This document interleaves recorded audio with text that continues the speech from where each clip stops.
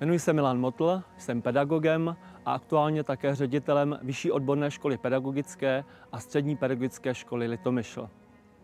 Na této škole působím zároveň jako sbormistr smíšeného pěveckého sboru KOS, ve kterém se snažím vést mladé lidi k hudbě a ke kvalitní kultuře.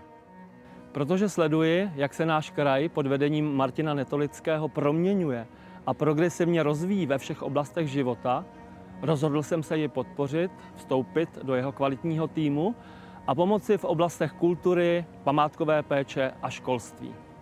Proto kandiduji za koalici 3PK pro prosperující Pardubický kraj. Jako pedagog vnímám důležitost a význam smysluplného, kvalitního a aktivního trávení volného času všech generací, včetně seniorů.